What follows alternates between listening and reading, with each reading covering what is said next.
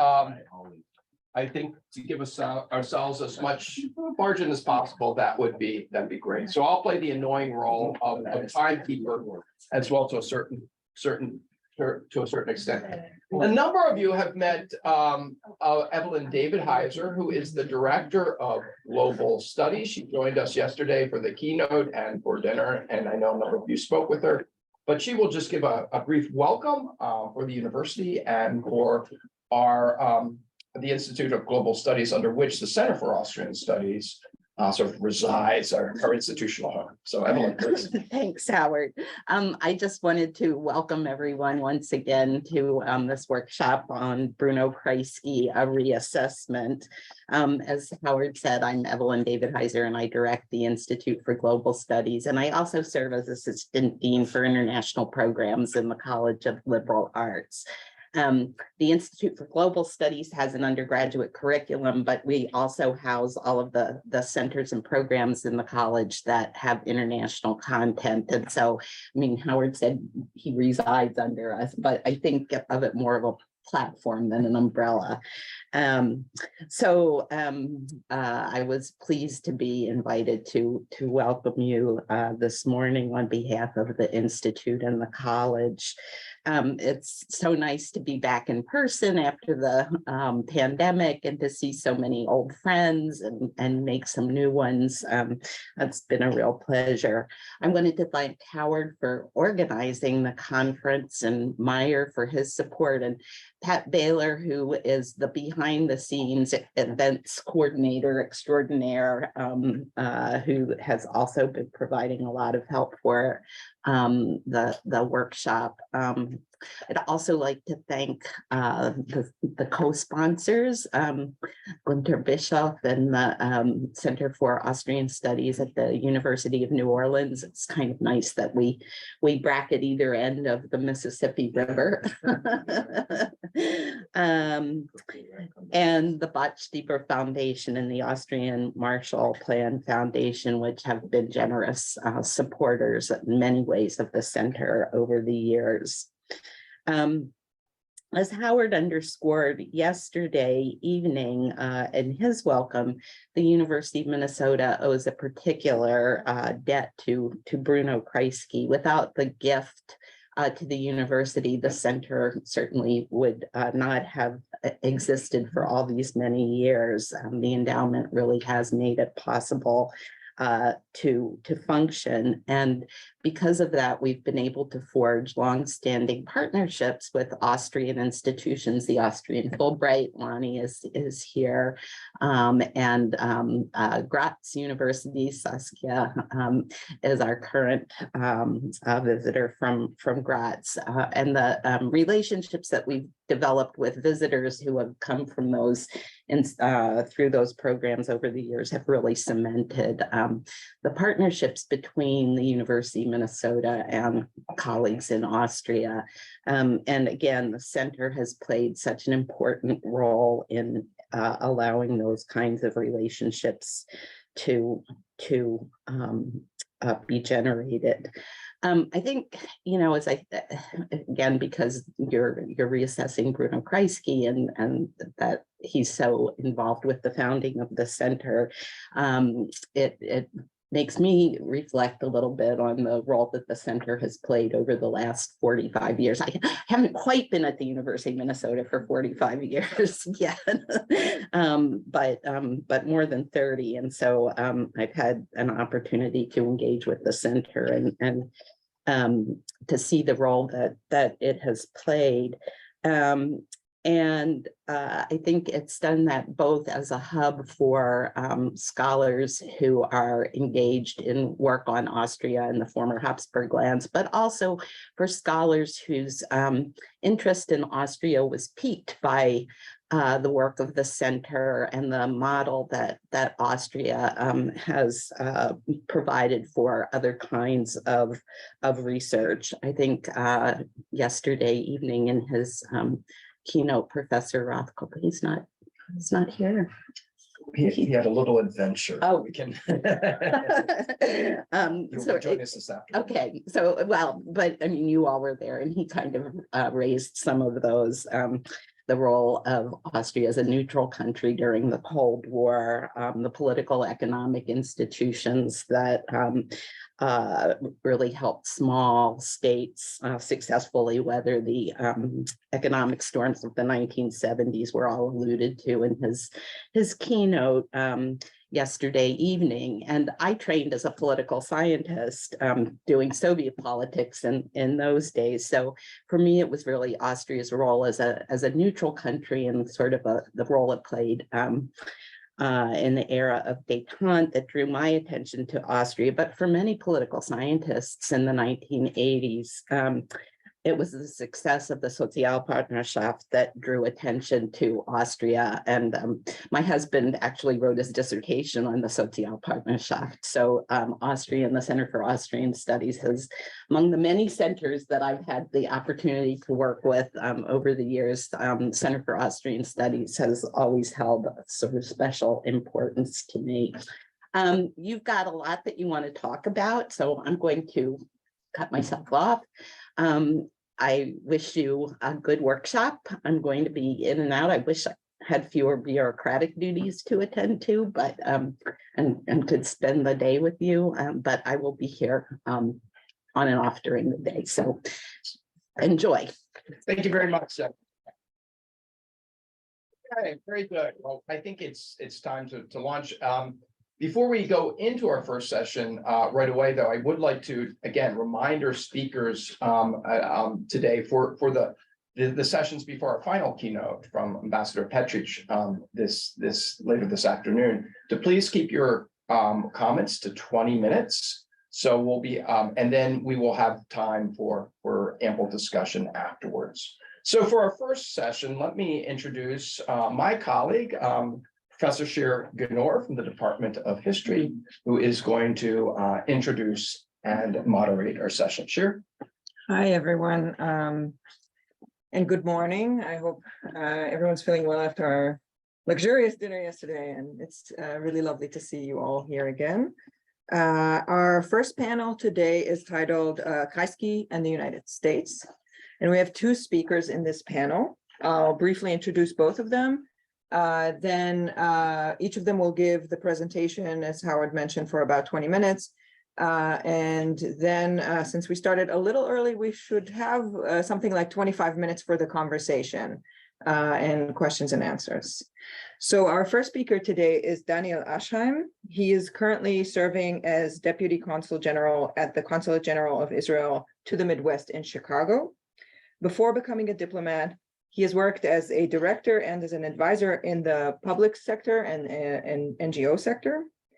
Aschheim holds a Ph.D. from the Hebrew University in Jerusalem, where he also completed his MA in European Studies and BA in Government Diplomacy and Strategy from the IDC in Herzliya. He is the author of the book Kreisky, Israel and Jewish Identity, which was published in 2022 with the University of New Orleans Press. I think I saw a copy running around. So whoever wants to also leaf through it, we have one available. Our second speaker in this panel will be Anna Graf-Steiner. She's a postdoc researcher at the Ludwig Boltzmann Institute for Research on Consequences of War in Graz. Her monograph, Bridge Builders in the Cold War, Austria and the Long Road to the CSCE Final Act, will be published this year. And in this work, she illuminates the role of neutral Austria in the context of the Pan-European Conference pushed by Moscow. So Daniel, thank you. Thank you. I'm going to try and be good and Okay. kinder. Okay, well, If it's I'll be gonna here. work, I'm not sure it's going to work, but I will try. So shalom, hi everyone. I'm really thrilled to be here and even humbled and honored to be here. Not every day you get to be in the same room as a speaker and all of those who you quoted in your book. So this is really the big shots and me here. So I'm really humbled and thankful for Gunther for inviting me and for organizing this and for you being here today. So thank you very much for that. So usually when I start to present about my book and about the dissertation, about these things, I ask the people in the audience, so have you ever heard of Bruno Kreisky?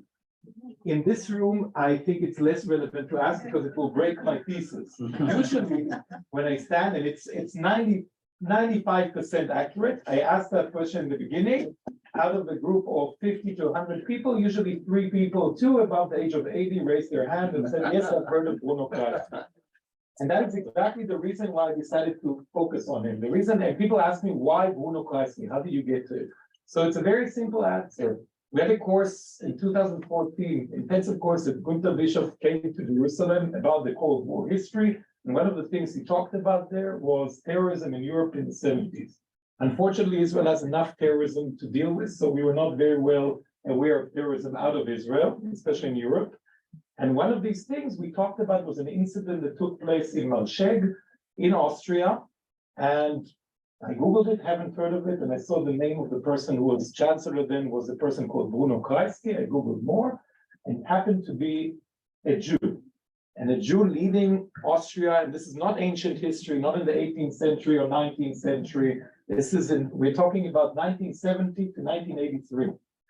And I said, how is that I've never even heard the name before? I said, maybe it's a problem with me. I asked my colleagues, my friends, no one has heard the name. I went back home, and my parents are in their 80s, 70s. I asked them, I said, what do you mean? Everyone knows Bruno Kreisky. He was the most hated person in Israel from 1970. Really, everyone heard the name Kreisky. They remember that.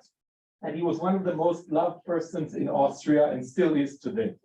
And I decided to focus on that, and I read more and more and more. And I fell in love with the topic, and I started interviewing people and getting into research and archives, and really many interviews in Vienna with people who were very close to him. Some of them are sitting in this room, some of them are not alive anymore. But this made me get into the topic of Kreisky, his Jewish identity, and his relationship to Israel. And a lot of the things that I found out there is that he's a pioneer in many, many ways. And Professor Ratkov talked about it yesterday. He's a pioneer in world affairs. He's a pioneer in internal politics and in socialist actions. I'm not going to deal with that because I'm much bigger experts than me here. But the things that I found very, very interesting is that he was the first leader to talk about the two-state solution. He was the first leader to acknowledge the PLO as the official representatives of the Palestinian people. He was the first Western leader to give in to terrorism. And yet when you Google or Wikipedia him, none of this is written, especially when you're looking at the history of the Israeli-Palestinian conflict. He's not even mentioned in the Wikipedia. And this is a dissonance that is very hard to understand how we came to a situation that this man, who is still very well known, and there's a consensus that he's one of the most influential leaders in post-World War II, and his biographies are summarized mostly to other things, and not much is discussed about his Jewish identity, how it related to his internal politics, external politics, and his relationship to Israel. And Bruno Kreisky, as you all know, was a true intellectual, a man of many attributes. He was a good politician. He was really an intellectual and a diplomat and all of that. But when it came to issues concerning Israel, he became a different person. One could say it's Mr. Bruno and Dr. Kreisky. And this is really true because when you dwell into what he says about himself, and then you see what other people say about his interactions, there's a dissonance. And the way he dealt with his own Jewishness. So he, as Professor Ratkov said before, he never denied his Jewish heritage. He was proud of it.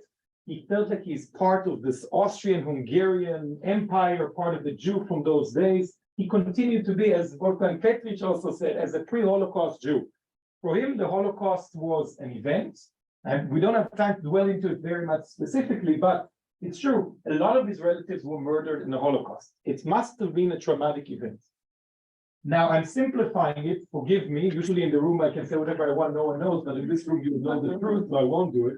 But his members were murdered. He went to exile in Sweden. It shaped his life. He came back to Austria, and pretty quickly, he went up in the hierarchy in the Austrian Foreign Ministry to become Austrian Foreign Minister, and then become eventually the candidate of the Socialist Party and the Chancellor elected 3 times. So for him, it was like an episode, a very bad episode in history, but a continuing of the larger history of Austria. And the question is, why did he do what he did as chancellor, vis-a-vis Austria's victims doctrine as the first victim, so-called, of the Nazis? Why did he embrace, as Professor Ratkov mentioned yesterday, why did he embrace the Nazi ministers and Nazis in his government when he could have taken aside or be less quiet, he could be less vocal about it in money time and so-called garbage time. Also, when he was not anymore chancellor, he still protected Waldheim and many more things. And then when it had to do with Israel, it was a completely different Kreisky again. He took Israel as a personal project. So on the one hand, in his biography, he writes all the time, I'm a non-Zionist, I don't believe in this concept. What does a petty Jew from Yemen have to do with this Western European cultured person like me or like my milieu? And he really couldn't understand. And this was not only part of something theoretical. When he talked about leaders, I want to just give you the example. When he talked about Arab leaders, some of them really the biggest slaughters of their people. We're talking about Gaddafi, we're talking about Assad, the father. They murdered their people, they were autocrats. And when he describes the meeting with them, you think he sits with Schiller or Goethe in the room. They speak, they love klassische Musik, wie ich, and we love to speak about the poets and the beautiful vision of who these people are. And then when he starts talking about the Israeli leaders, then Begin, this petty lawyer from Eastern Europe, this petty Polish lawyer who has a mentality of a bookkeeper. And then he talks about Golda Meir. I don't even want to say what he says about her. And then he goes on, and every Israeli leader, he's a fascist, he's a Nazi, he's this, from the left, from the right. And truly talking about that. And the work he did when he says, I'm a non-Zionist, but on the other hand, so he really criticizes Israel in every way possible. And he says that it's a crusader state. And he says that it's a state that, again, it doesn't understand why they're doing what they're doing, and it's more cruel. But on the other hand, a lot of these actions say something else. So one of the interesting things is in the Lebanon War, the first Lebanon War, Begin, who he really had confrontations with, said to his secretary, the person I go to when I need help is Bruno Kreisky. And he phones Kreisky to mitigate the Jibril prisoner exchange, which was very controversial in Israel. And then when it happened, there was controversy, so Begin blamed Kreisky for it, even though he asked Kreisky to do it. Another example, Jewish immigration. This was as Austria was a neutral country, they allowed the Jewish immigrants from the Soviet Union on their way to Israel. We're talking about the topic is America and Kreisky. I'm not talking so much about America, but I'll mention America, that everyone was supportive of the Let My People Go campaign of the Soviet Jews leaving towards freedom. And everyone was for it. In Netherlands, they even had an embassy representing Israel in the Soviet Union, and they talked about how important it is. But in the money time, when they needed to help these immigrants leave, none of them allowed immigration camps in their country besides one person, Bruno Kreisky. And the Schönau camp was designated by the Jewish Agency for Israel to be the leading immigration camp for Jews from the Soviet Union on their way to Israel. Kreisky hated the fact that this was led by the Jewish Agency, and therefore they were forced to go to Israel. And he did pretty much want to close that camp and reopen it in a different capacity. But he left it going, and hundreds of thousands of Jewish immigrants did their way to Israel from the Soviet Union, which brought a lot of criticism about Kreisky. So again, one needs to understand, and you know it, Austria then, with all due respect, was a small country, not very significant in world affairs, but Kreisky made it an empire. Kreisky brought Austria to the center of world attention in the diplomatic arena, whether it's East-West, whether it's the Cold War and not, whether it's the Middle East. And not everyone liked that. People didn't vote for Kreisky because of his external things.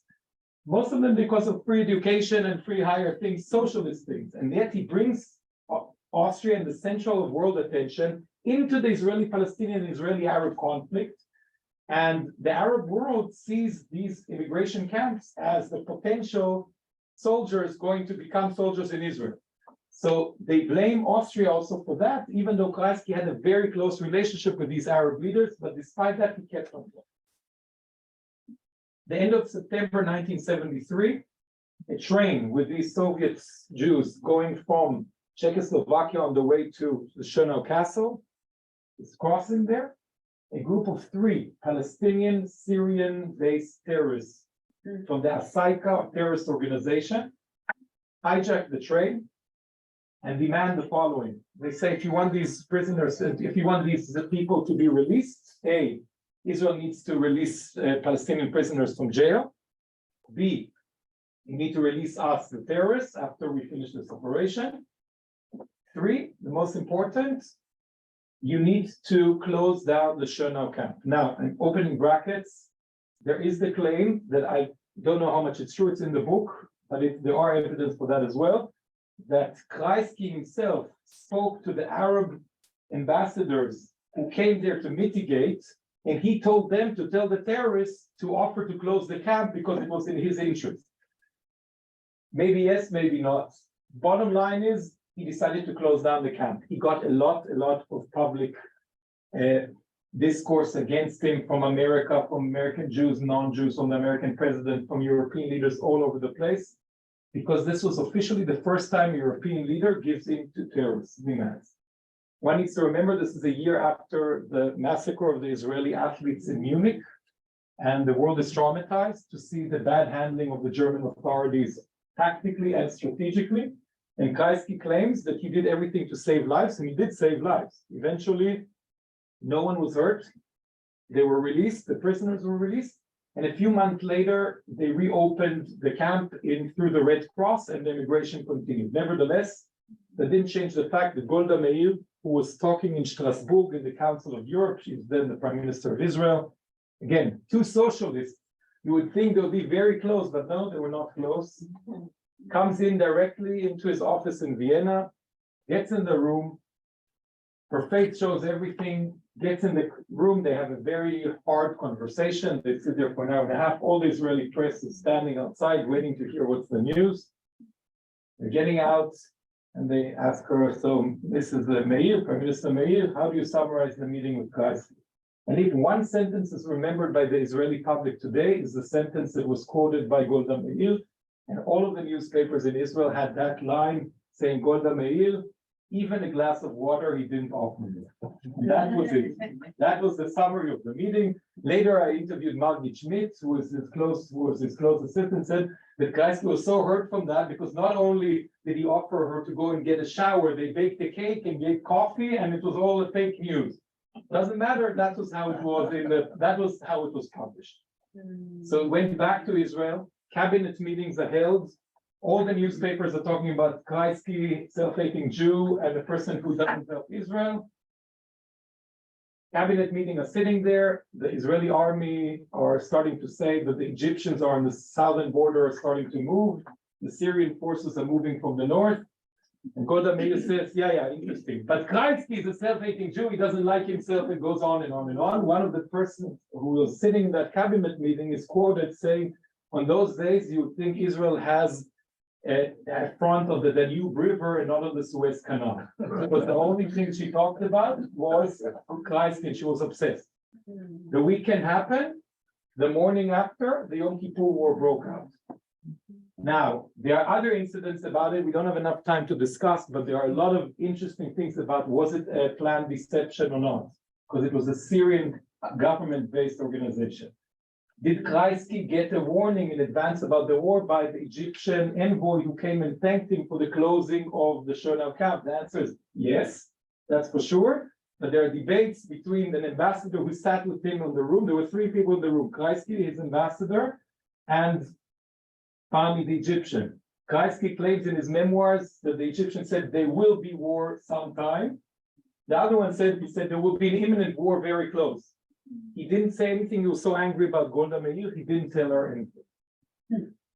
But in other brackets, it sounds like a mystery story, but it is part of how much time do I have? I have 10 more minutes? Or no, I have 7 more minutes.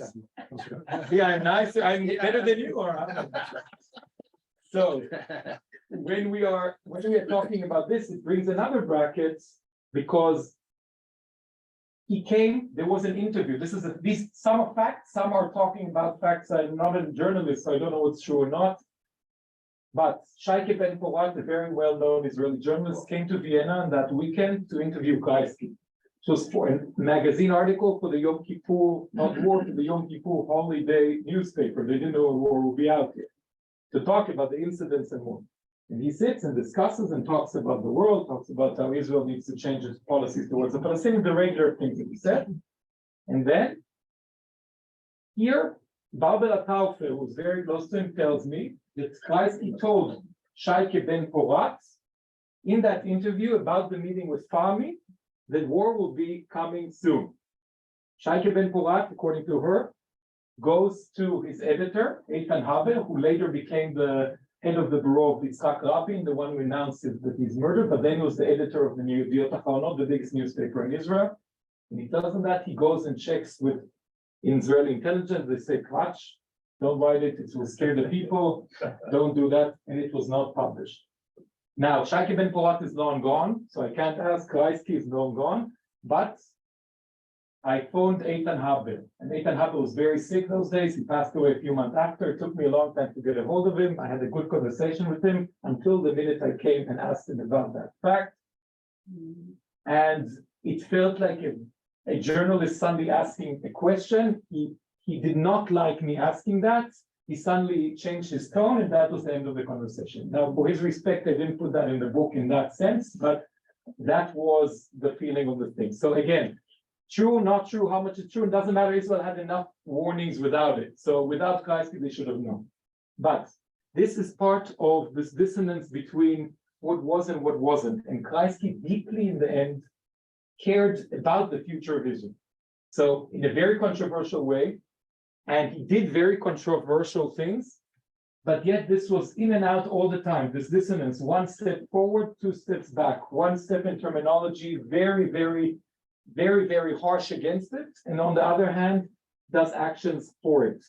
So when he sat on his deathbed, according to Barbara Taufe, she says also, he cried and said also that for me the hardest thing was that I could not come. He wanted to go to Israel in his last days, and there were demonstrations against him in Israel not to go, and they canceled this trip, and he really cried. He was devastated. He didn't understand why so he needed some kind of acceptance. And it's again about his Jewishness. He claims in his book all the time, for me, nothing. I'm from a Jewish background, heritage. It's okay, yes, never denies that, but Setu, nothing else. And then I interviewed people who were very close to him. He said, what is he talking? His wife was Jewish. His friends were Jewish. His humor was Jewish. His intellectual references were Jewish. Everything in him was Jewish. And yet he says it's not. And definitely the obsession to Israel and his relationship, his complex relationship, every time the Jewish aspect, whether by Wiesenthal, or whether by the World Jewish Congress, or whether by American Jews, was brought to the table, he exploded. And I'm quoting the Israeli diplomat who sat with him, the ambassador in Vienna, who sits with him. He describes the meeting and he says, and a very good intellectual long conversation was a very good call. And the minute he started talking about Israel, it came to the means of insanity. And we need psychologists to analyze it, not normal people. And this is going on and on and on in different things that are connected to that. And this also is part of his embracing the victim's doctrine.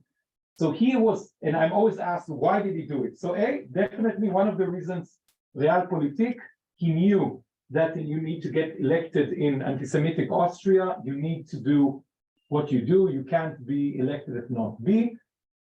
As a Jew, he had the kosher certificate to be more critical towards Israel, more Israeli policies, and to talk and to give legitimization to the former Nazis. A non-Jewish chancellor could not have been so vocal supporting these Nazis without getting public opinion of attention from all over the world. So I don't think he wanted to clear the Nazis because he believed that's the right thing, but he did believe that political is helpful. But not only that, he really truly believed that it was like a bad phase in Austrian history. It happened, but there were other things. We need to, das Leben muss weitergehen. What do you want to do? To trial all of the Austrians? What do you want to do? There were Nazis, we know, and one needs to also be open about it and clear. And then also America. And then they trialed the biggest Nazis, and they brought the scientists here to help in the Cold War. So it's not talked about, but it's the truth. So Kreisky said it, others didn't say it and do it. But just to finalize, because we are in the last 2 minutes. Another anecdote, which I think is very interesting, that reflects a lot, is his relationship with his brother. Suddenly Googled the name Paul Kreisky. I'd never heard the name. And I didn't see anything written. And I asked my parents again, did you know that he has a brother who lived in Israel? Says, yes. I said, how do you know? That he was well-known in Jerusalem. I said, what, was he an intellectual, writer? He was a known beggar in the streets of Jerusalem, a beggar, really becoming homeless.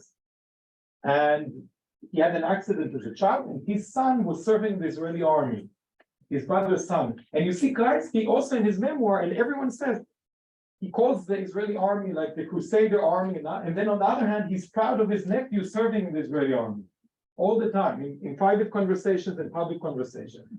And then this Paul Kreisky, the Israeli tabloids said all the time, you see how he's neglecting his brother like he's neglecting Israel. And this was the theme. I said, is this true or not? So I found out the lawyer, Yecheskel Beinish, is the husband of the former Supreme Court Justice Dorit Beinish. And he was the person responsible for the interactions between Kreisky and his brother Paul, the transactions. And he told me that Kreisky phoned him about 3 times a week to hear what's going on with his brother. He sent him money, wire transfers on a weekly basis to care about it. But again, this was done behind the scenes. Kreisky didn't say it to use it for him. This dissonance, on the one hand cares, on the other hand doesn't care. On the one hand does very critical things towards Israel, on the other hand, he's embracing it. He helps Israel, but then criticizes. He helps former Nazis, but then he doesn't believe in what he did. So this is the complexity of Kreisky on that thing. And I'm claiming in the book that a lot of his actions vis-a-vis international affairs had to do with his Jewish identity issues that are reflected in many ways in his very challenging, fascinating, and ambiguous relationship with his own Jewishness, with Israel, and with former history of the world. Thank you. I'll be happy to answer any questions. Thank you, Danny, for a really engaging presentation. And now we have Anna with a presentation titled Kreisky, the Soviet Union, and the Road to Helsinki.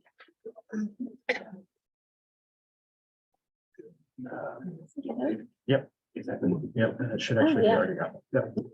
Good. And then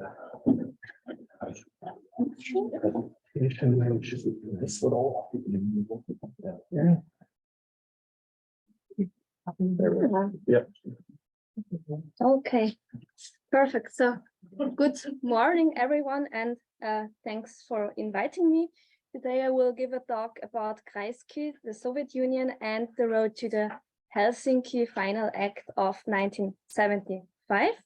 You might wonder why I start a presentation about Kreisky with a picture of Leonid Brezhnev very much in the center. This is because the signature of the Final Act on August 1st, 1975 was the high point for General Secretary Leonid Brezhnev, because he saw the conclusion of this pan-European conference on security and cooperation in Europe, the CSCE, as the greatest diplomatic success of the Soviet history. As he thought that Moscow finally had reached a multilateral confirmation of Europe's post-war borders and set the Yalta Agreement in stone. And it was agreed also before in the Kremlin that it was not necessary to talk about the humanitarian dimension, the so-called third basket of the CSCE Final Act at home. In my dissertation, which will be published hopefully soon in book form, I examined Austria's role in bringing about the CSCE Final Act.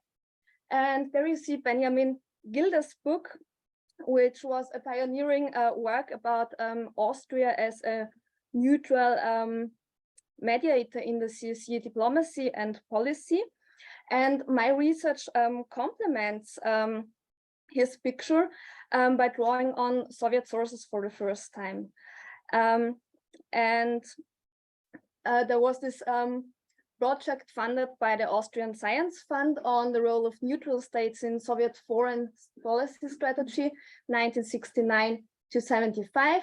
I also put two other publications there. One is with Günter Bischoff about Austria in the Cold War, together with Peter Ruckenthaler, who was the leader of the project and also draws on some of the new materials in the chapter on the CSCE. So today, of course, I will focus on Kreisky's role in the making of the Helsinki Accords, but we'll start with a brief recap on the genesis of the CSCE. So Brezhnev had set the goal of having a pan-European security conference already in 1966. And in a diplomatic offensive, he focused on the neutral European states, which he wanted to win over as advocates for the conference project. And Vienna showed interest in the project as such from the very beginning, but they didn't want to initiate anything, not to be seen in the West as a mouthpiece of the Kremlin. But then in 1969, on the 5th of May, Finland took the initiative and called on all European states, the United States and Canada, to hold a pan-European conference. And from then on, the Soviet pressure on Austria became even higher to make some initiative and to help this process. And the clear signal from Moscow was that Vienna had already passed its chance offered to it, and that Austria would now be expected to show commitment in the matter of the Security Conference to prove its neutrality. So the intensifying bilateral and multilateral process between East and West, and also the Finnish initiative accelerated this process and opened up the possibility for Austria to position itself as another possible conference venue in line with its neutrality. Both in Austria and internationally, there was actually a great willingness from 1969 onwards to hold the conference in Vienna. And Moscow saw the pending question of the conference venue as a practical means of exerting pressure, as is evidenced by a Politburo decision from April 1970, in which it was decided that, I quote, to take advantage of Austria's interest in distinguishing itself as a neutral negotiation venue, unquote. So the Soviet Union was playing actually the same role, the same game with Finland, and the Austrian ambassador Helmut Fuster-Schmidt observed that Moscow, quote, masterfully knew how to unsettle Finland by sending contradictory signals concerning the conference venue. Now I come to Chancellor Bruno Kreisky, who made an honest effort to bring the conference to Vienna. So in March 1972, for example, he told the Soviet ambassador Aristov that various Western leaders had approached him about Vienna as possible conference venue. And Kreisky, in a, for him, typical manner, said that he had given the same answer to everyone, namely, I quote, I preside a government and not a travel agency. However, he also said that he certainly did not hold back with Austria's fundamental and quite great readiness to accept the proposal to convene the conference in Vienna. And that compared to Helsinki, Vienna would be better suited from a technical point of view and from the premises.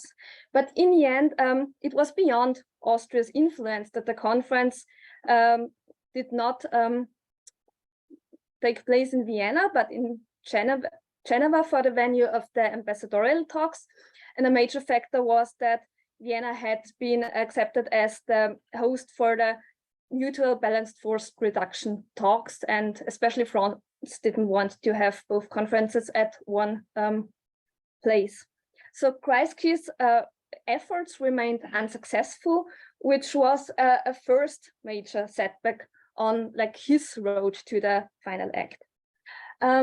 As is well known, the greatest disappointment for Kreisky with respect to the CSCE was that the Middle East question did not make it on its agenda. The Austrian proposal, at his request, had proposed the European contribution to the thought in the Middle East, and he wanted to establish a Middle East committee within the CSE framework. But it already became apparent during the preliminary talks in Helsinki that the Austrian proposal would fail, and it was not supported by any other country except for Malta. The Soviet head of the third European department in the foreign ministry criticized in a letter to the Soviet foreign ministry in January 1973 that the Kreisky government was creating an artificial complication of the Middle East issue in relation to the CSE. The Soviet position on the issue was similar to that of the US. The United Nations was the only appropriate international forum for discussions on the Middle East question. On the beginning of February 1973, the Austrian delegation reported home that Austria was completely isolated with the Middle East issue, and that an American delegate even privately told the Austrian head of the delegation, Helmut Liedermann, that he would normally react in a more harsh way, but wanted to spare Austria the additional humiliation. In internal discussions in mid-February, Foreign Minister Kirchschläger instructed his delegation that the proposal should be continued to put forward, but that no veto should be used if the other participating states did not agree on the inclusion of the Middle East question. And Kirchschläger also signaled to the outside world that the Middle East issue was not tipping the scales for Austria. So he, for example, told the Bulgarian Foreign Minister Mladenov that Austria was very well aware of the negative attitude on this question, and that it was just Austria's principle standing to always point out the urgency of the Middle East question. But because of that, the conference will not begin a day later, he said. As of April 1973, the point was no longer raised by the Austrian delegation. Kreisky still raised it several times. Instead, the Austrian delegation focused on the third basket, so the humanitarian issues, and they even drafted its preamble, which was a star hour of post for Austrian diplomacy, as Günther Bischof once put it. And the delegations had Liedermann's strategy of staying out of the discussions on the principle for international relations and presenting himself as a mediator between East and West paid off. And even the Austrian delegation's commitment to the third basket did not do any lasting damage to the East's attitude. Moscow, for its part, showed surprisingly little resistance to Austrian diplomacy, which I could find in the sources. They decided to focus instead at the highest level on achieving a summit conference as quickly as possible. Moscow's position was that the negotiations should be concluded without unnecessary delay, that is, without detailed discussions of the useless humanitarian issues demanded by the West and the neutrals, in order to achieve the priority goal of fixing Europe's post-war borders at the multilateral level. Instead of publicly discrediting the work of the Austrian delegation, the Eastern government's focus was on winning over the Austrian political leadership for a speedy conclusion. And this wish fell on the ears of the Austrian Chancellor of all people, who was from the outside disappointed by the conference organization. He would have preferred a conference on the highest level instead of another diplomatic conference. And in a conversation with the Soviet Deputy Foreign Minister Simonov at the Park Hotel Baden in January 1972, he stated disrespectfully that a conference at the level of diplomats made little sense because the diplomats meet all the time at the UN anyway. Holding the CSE at diplomatic level, he said, leads to the fact that all the shortcomings of the UN becoming its own, so the conference, the CSEs as well, which would mean no progress in the matter of European security. And during Bulgarian Prime Minister Drodoshivkov's visit to Austria in October 1973, Kreisky impatiently criticized the ambassadors on the spot for getting too hung up with details. Kreisky did not mention that these details were precisely the humanitarian issues that the Austrian diplomacy in Geneva defended at this time. Instead, he quoted the Austrian writer Fritz von Hermanowski-Orlando that the experts will come up with anything if you just let them.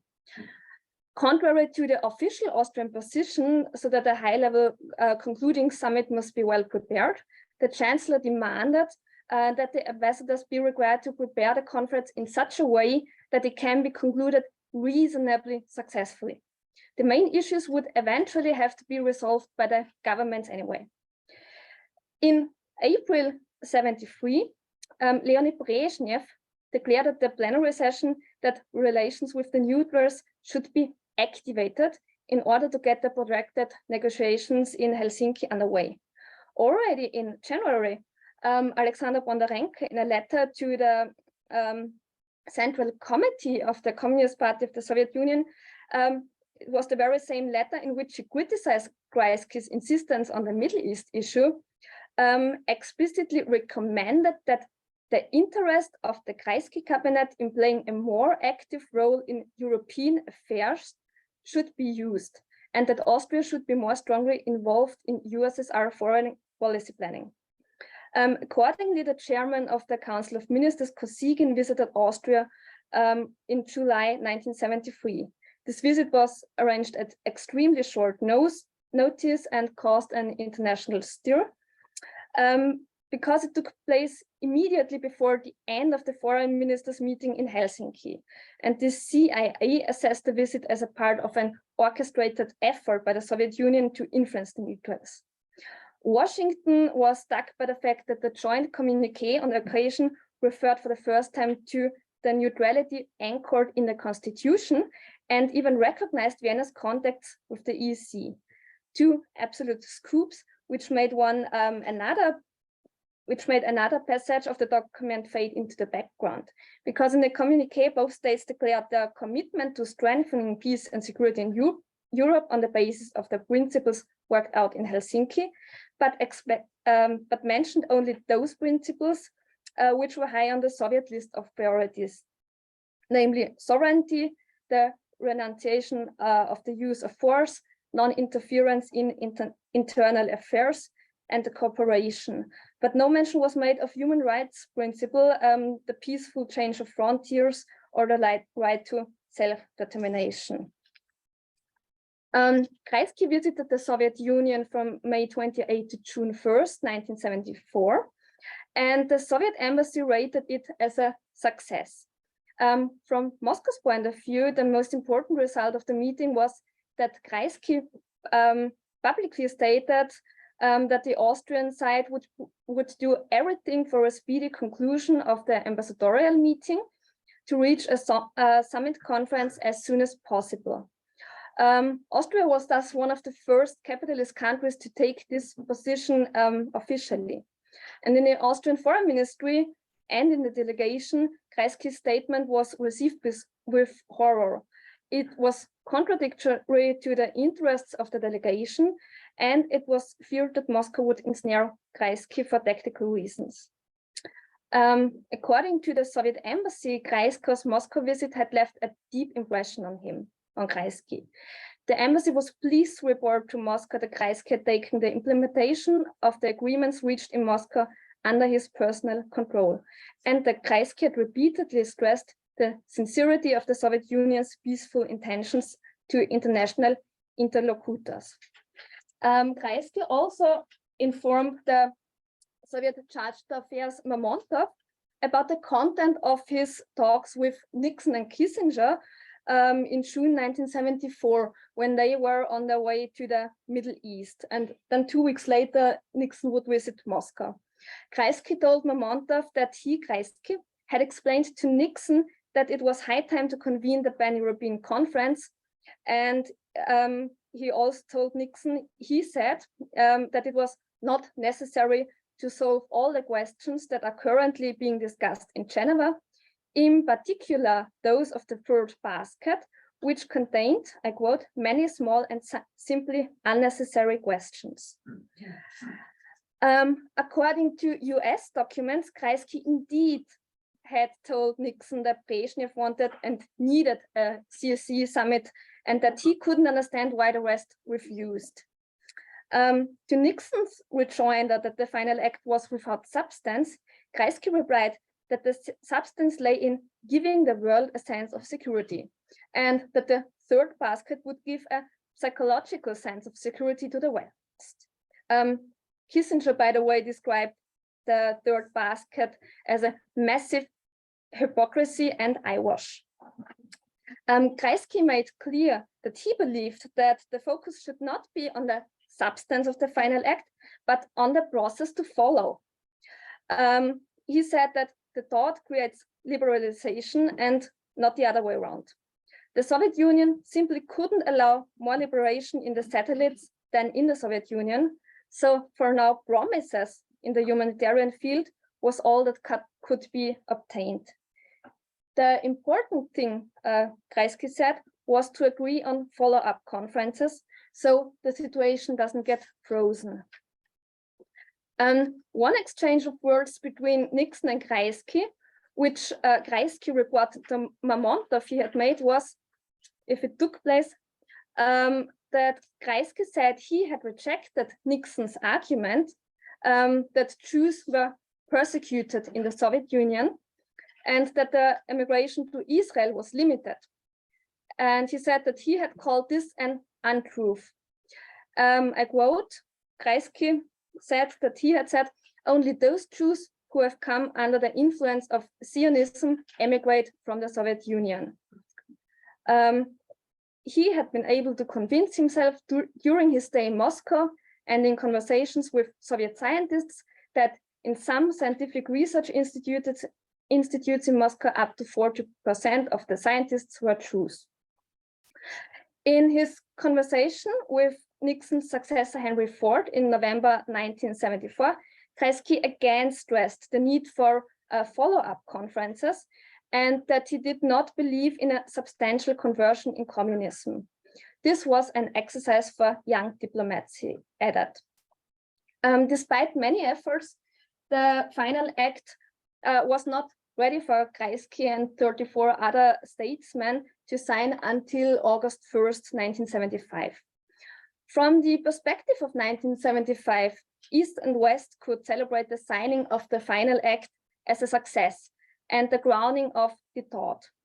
The results of the CSCE allowed both sides to interpret the document according to their interpretive framework as an achievement in their own interests and to try to convey it to the people accordingly. It must have been fundamentally clear to the Western actors that their success, namely the implementation of the human rights principle and the third basket, the humanitarian dimension, was immediately only a pretty ploy in a package that recognized the Soviet Union's hegemony over East Central European states, but follow-up conferences were also agreed on. And the most that could be expected from Moscow in the foreseeable future in the humanitarian field was an understanding for individual cases of hardship, but by no means a willingness to change the system. But this was also the price one was willing to pay for the thought. On this point, Kreisky was right. The final act alone would not bring liberalization. In retrospect, however, the Austrian diplomacy leading to the final act and its focus on the third basket proved to be far-sighted, perhaps even clairvoyant. Only after the political climate changed under Mikhail Gorbachev, the CSCE was able to become a dynamic process with a transformational impact. When this happened, it was already in the evening of Kreisky's life, and he often said that he wished to be 10 years younger. Thank you.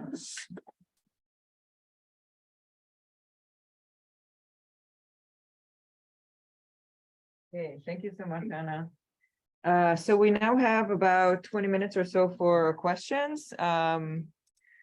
Maybe the speakers want to, I don't know, come with me to the front, or if that's convenient for you, or at least sit in the front, yeah.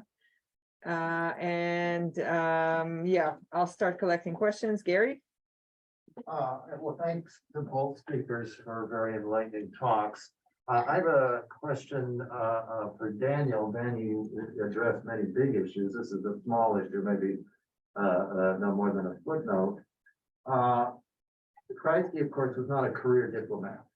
When he returned to Austria after the war, he was kind of shunted into diplomatic service, first in Sweden, and then he rises up the ranks once his career gets launched again quickly, state secretary of foreign affairs and foreign minister, and then of course the Bundeskanzler. In the first decades of the Second Republic, the foreign service and the foreign ministry were widely perceived as a stronghold of the conservative party, the Austrian People's Party, and of course in the 30s, very much black, not red. Did Kreisky have any feelings or attitudes or desire to change that political character of the foreign ministry and of the leading personnel?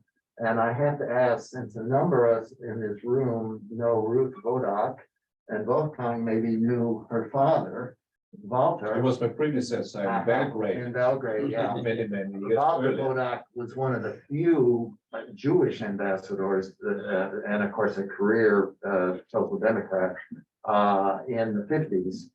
Did Kreisky, what were his relations with Wodak, and what was his attitude toward the foreign service in general?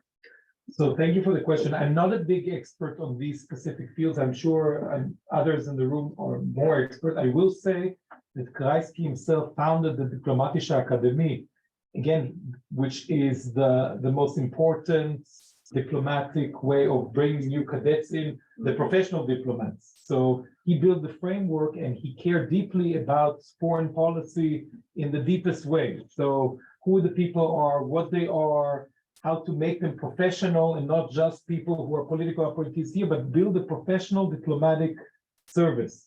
And this he's remembered until today in the foreign service as the founder of the modern Diplomatische Akademie, which is critical because without that you have a non-professional foreign service. So I think this was his focus, but maybe other people can correct me if I'm wrong, but from what I understand from the way he acted, he cared deeply about foreign relations in all levels. He saw in diplomats, he had very close friends who were diplomats, and he saw them as close advisors, and he cared about it. He saw it as a very important role. But yes, do you want to add about that? Well, maybe if I may, of course, I'm sort of an insider, therefore I should know a little bit more about it. But Gary, I think it's important to point out that some of his closest advisors in the diplomatic service were actually of Jewish extraction. Yeah? His closest, also a very personal friend, was Mr. Thalberg, Ambassador Thalberg, yeah, who actually accompanied Kreisky also on many travels. And he was then also in Kreisky's cabinet for a while and so on. So he was very important. Of course, Wodak also, but Wodak in a way was also, as a socialist, a competitor for the to become foreign minister. Yeah? So that was, of course, something which was quite interesting. Also an immigrant, another person, also of Jewish extraction, was Mr. Reitbauer, also became Secretary General of the Foreign Ministry and so on. So there were quite a few from the emigration, maybe the most part percentage-wise, probably it was the foreign ministry. There were more remigrants or returnees than in any other of the ministries. Of course, I mean the language issue and experience, and that played a very important role. And what you are saying about the diplomatic academy, this is very important. And at the end, when I'm going to take the floor, I'm going to refer to one of the most important issues of Kreisky's foreign policy ideas was the professionalization of this profession. Yeah? The diplomatic academy was, of course, he did many think tanks. You know, I'm the president of the Austrian Institute for International Affairs. It was by Bruno Kreisky in 1976. before this already in the 60s, he founded the Vienna Institute for Development, yeah, where he actually wanted also to kind of focus on the Middle East, for example, Africa, of course, yeah, but also the Middle East in many ways. So the key word really is professionalization. I think this is very important. And of course, Kreisky was the one who insisted when he took over the foreign ministry that it become an independent ministry. Yeah, it was before it was part of the federal chancellery, yeah, the Directorate General for Foreign Affairs. That is also something which attests to what you have said. How did you get along with the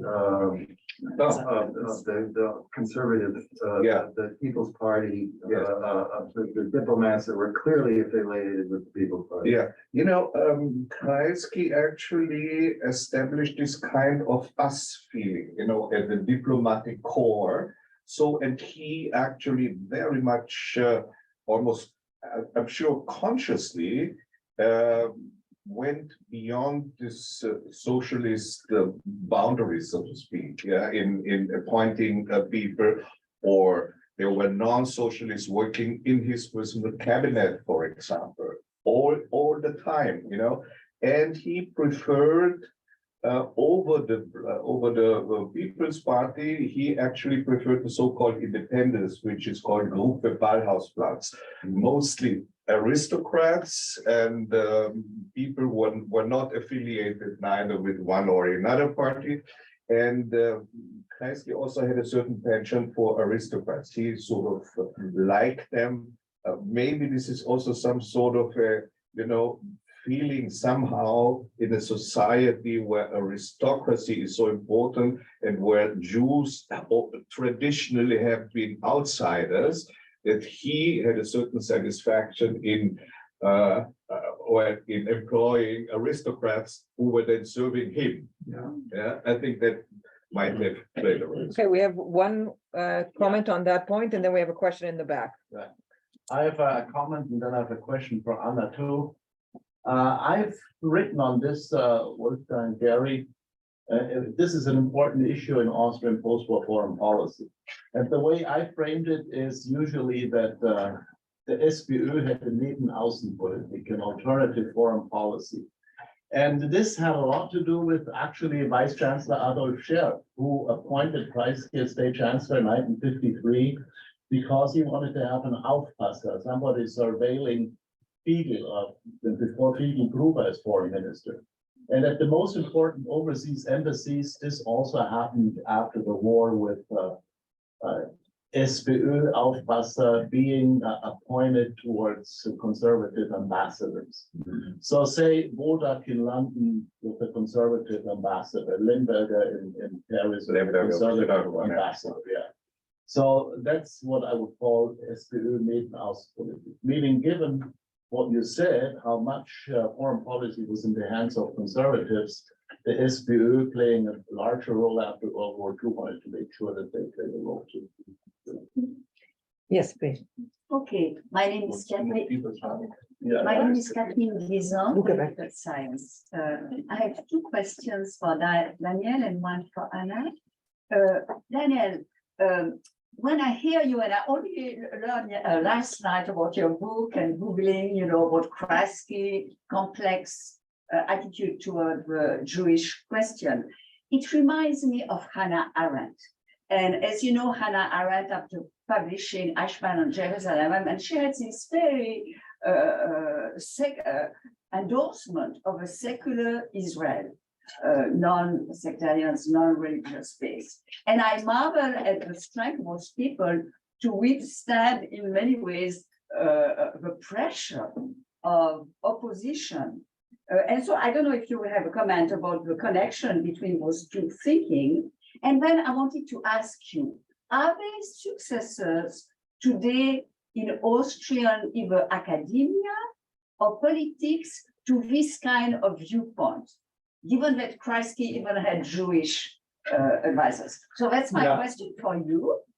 And then for Anna, I mean, indeed, the role of neutral countries and small countries was absolutely important in this whole process of developing the eventually organization of security and cooperation. And I realize you are a historian, I'm a political scientist, but I wanted to ask you, is there still Austrian leadership in this organization, which has been much hurt by the Russian invasion of Ukraine? Okay, so I'll start with the first point, the comparison to Hannah Arendt. It's an interesting comparison. I think because Hannah Arendt was a thinker, an intellectual, and not a political figure, she comes from it's easier, so-called, to come up with radical ideas as if she had. And her ideas were very unique in terms of the way she sees Holocaust memory and Israel and the secular and a lot of that. And she had dialogues with other intellectuals who thought like her, thought against her. So I think she was on that sphere. That's why she was punished for certain things as an intellectual, but a lot of it because of her thoughts about the Nazis and how to see them as human beings, monsters, or not. But that's Eichmann and the way she criticized Israel of dealing with the Eichmann trap.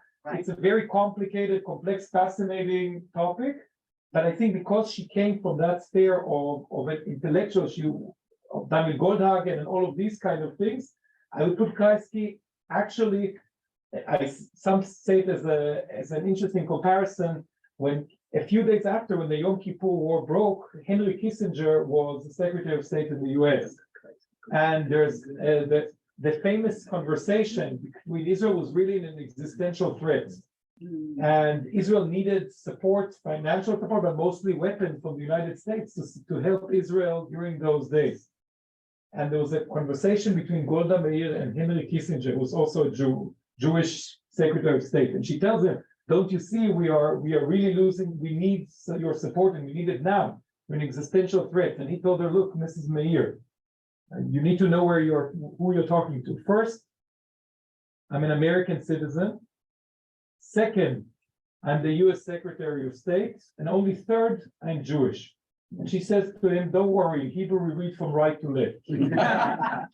And this is part of this, I would say, is a Kreisky moment. Very, very similar, because they're not that same, because in the end, Kissinger had more of a closer, deep connection than to Israel, with the ups and downs, of course. But here one can compare and say, again, both of them were, Kreisky truly believed that he was an Austrian patriot. He was an Austrian patriot. He believed in the Austrian place. And he could not bear the fact that he's reminded that he's Jewish, and therefore he needs to do certain things because of his Jewish origin. And Golda Meir, exactly the opposite. It was not a populist thing. She truly believed that it's his role. He needs to be committed to his Jewish brothers and sisters. And it's fine that he's Austrian. He's not against it, but he has a commitment also to that. And Kreisky did not bear that fact. And he couldn't stand it.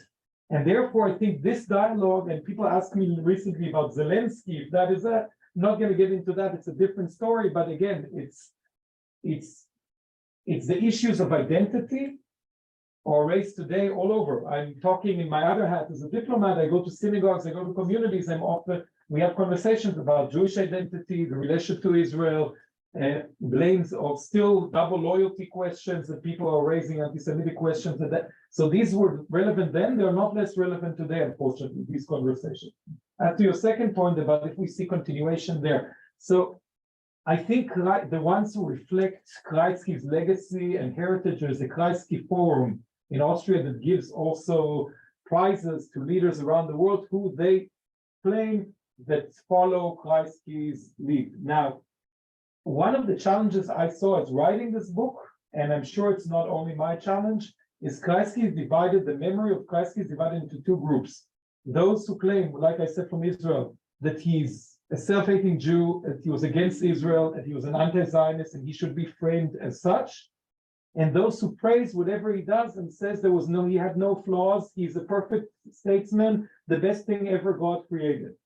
And it's very hard to find the middle way. And even when I published the book and I sent it, I just emailed people I could find Google, I thought might be interested. And you see, some people, the Kreisky Forum, the minute I send the email, I didn't get an answer from anyone who I sent it on the board. The one answer was from info@Kreisky Forum. Thank you for sending.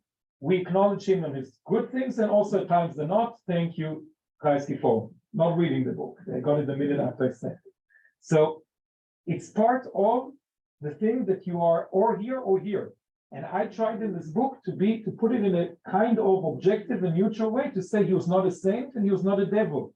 He had this and this, but a lot of the writings about him are not complex. And even when I did the interviews in the book, when you start doing it, you fall in love with every person you interview, because everyone has their amazing stories and everything sounds objective. And then you hear someone else and it sounds exactly 180% the opposite, and they have the same connection with the same person. And sometimes it's not comfortable when you have hours of conversation with someone, then to censor and not take everything that's said and put it in the book. And that was the challenge, to find those middle ways. Where is the truth? And that's why archives are sometimes helpful, to see the truth at the moment, because retrospective truth is also different than real-time truth. So I think that's the.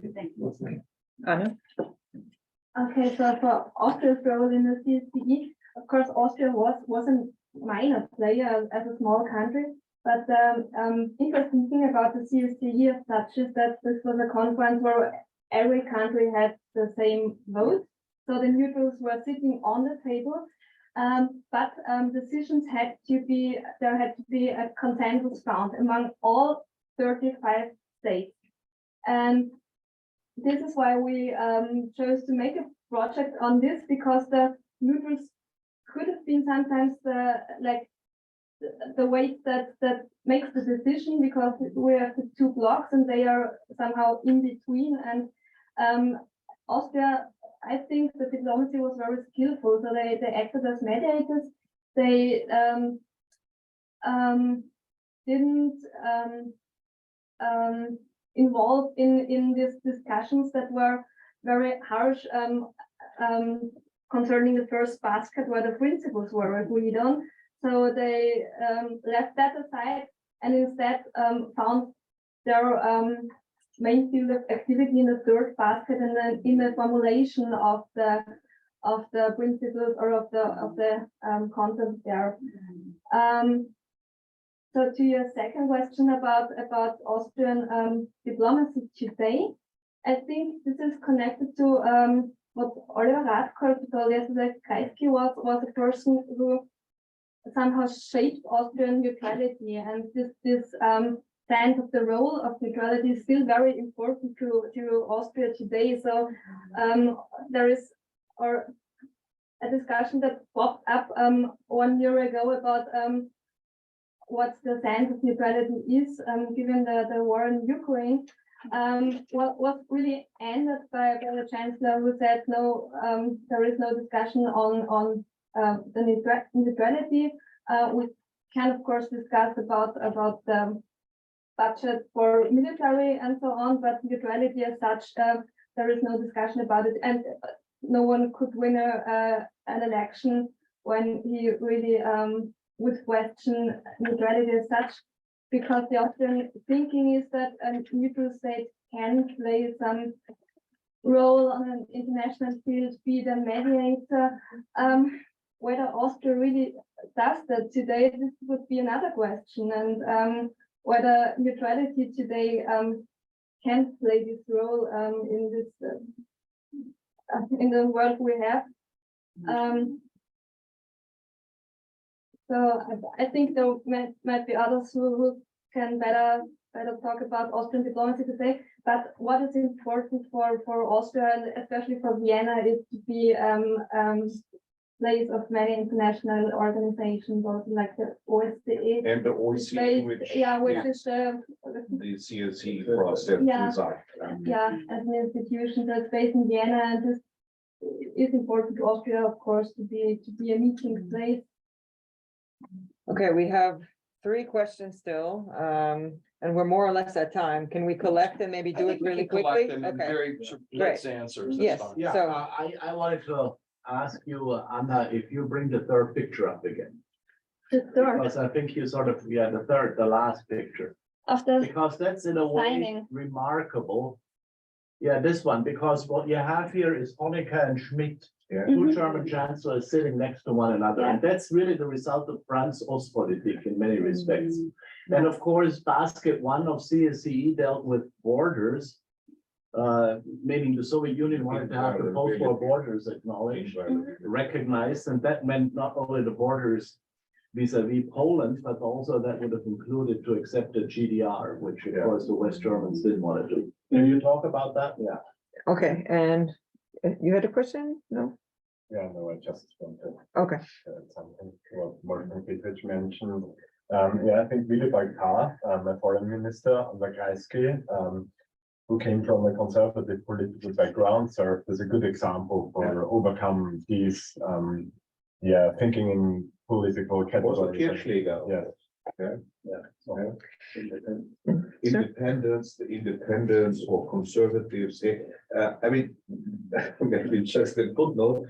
Of course, Kreisky had a one-party government, the absolute majority. So his intention was to form a coalition of all societal forces within and under his tutelage.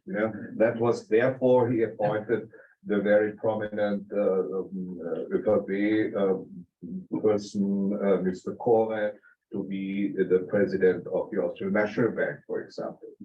So he actually did this kind of grand coalition within the social democratic government, because he knew, and he himself was also actually an aficionado of the grand coalition, because that was the opposite to what happened in the First Republic, where the two camps were fighting. Well, this is, Lonnie will show us, this was important for the Minnesota chair, that Coren was also on the committee for the Minnesota chair. Yes. And I'd just like if you would take a position on the historiography of the Cold War, because there seem to be two reads on the CSCE process. One, it led to the end of the Cold War, and two, it accommodated the Soviet Union and was a betrayal of dissidents in Eastern Europe.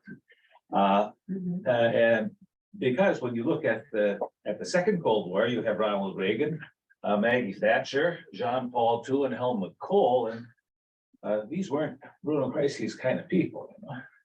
How do you see sort of this in the larger historiographical question of how the Cold War ended? Okay. So you have the two Start, questions. yeah, right with this question.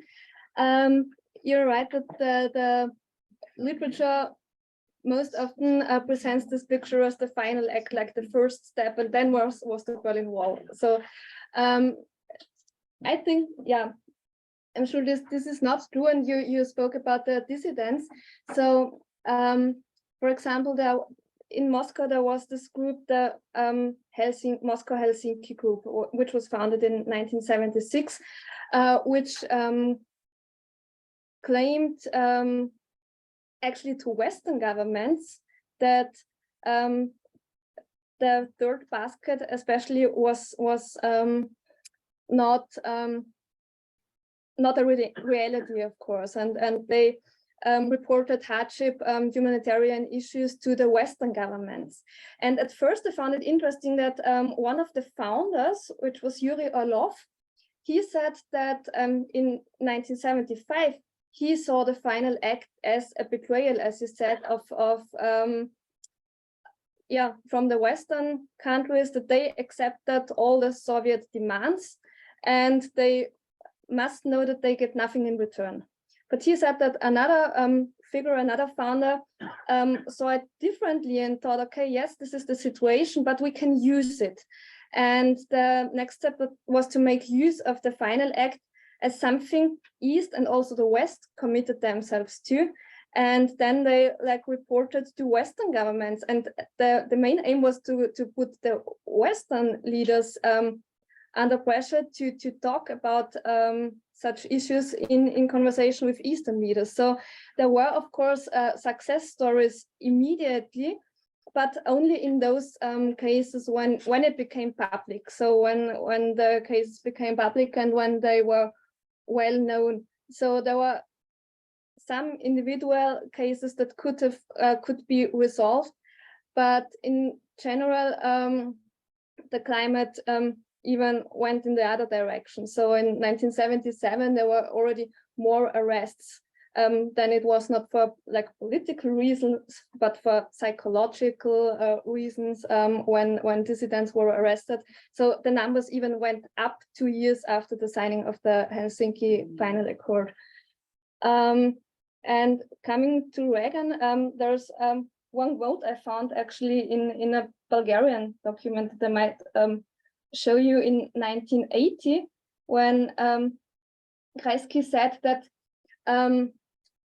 in beginning of 1918, that he was disappointed that especially the Western conservatives, led by the Americans, would bury the policy of the thought. So it was right after the Afghanistan invasion, and this was in conversation with the Bulgarian ambassador, and he said that the main danger was the US policy in relations to the international peace process. So he was quite critical then about this renewed Cold War, so to say. And as I said, in 1989, it was more the policy of Gorbachev that accepted dissidents and accepted also the final act as something that that internal changes could become possible. Now back to the two German states. Actually, for a long time it was not clear who would participate in the conference as such. So in the Soviet proposals that were before the Finnish proposal, there was no mention of the US, for example. And for the Western European states, it was always clear that the US and Canada must take part in such a conference. And the Austrian Foreign Ministry quite early realized that this was actually a game played by Moscow. They wanted to have the GDR take part in return for acceptance of US taking part. And this is what happened essentially. And as I said, the final act accepted the existing borders, but the FRG managed to include also the peaceful change of frontiers. So this was, of course, very important to the Federal Republic, but it was not seen as such a big deal in Moscow. So they underestimated the power of this. Okay, please join me in thanking our two speakers, and thank you for